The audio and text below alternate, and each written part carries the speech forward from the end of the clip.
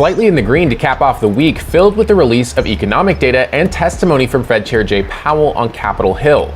As of noon Eastern, Bitcoin reclaimed the $58,000 level, Ether climbed just under 0.5%, holding steady above $3,100, and Solana maintained the $138 level. For the week, Bitcoin is up more than 2.5%, and Ether is up 4.5%, outpacing the S&P 500 as of noon Eastern.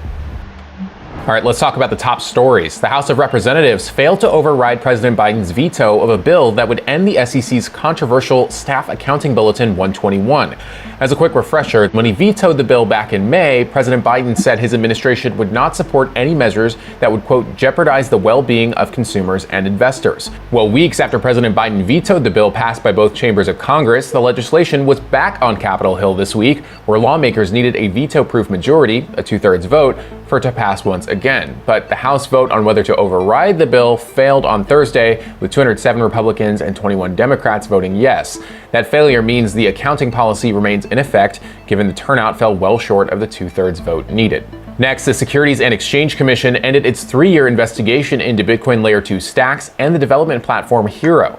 The SEC began its investigation into the two entities a couple of years ago after Stacks launched its first token offering when a new version of the Layer 2 hit the mainnet, and that's according to Stacks co-creator Manub Ali.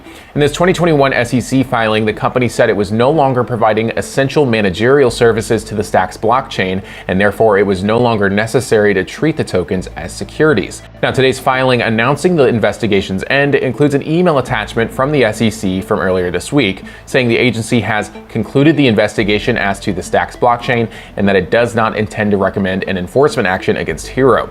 Hero said in a blog post today that, quote, for the past 3+ years, we've diligently complied with the requests for information and worked to explain how the Stacks network works and what Hero's role in it is. Hero's post also argued the importance of creating a clear regulatory framework in the US, and that the closing of the Stacks investigation gives hope for a bright future for Bitcoin and the next generation of the internet. Last, Chainalysis just published its first money laundering report exploring trends and behaviors in crypto AML.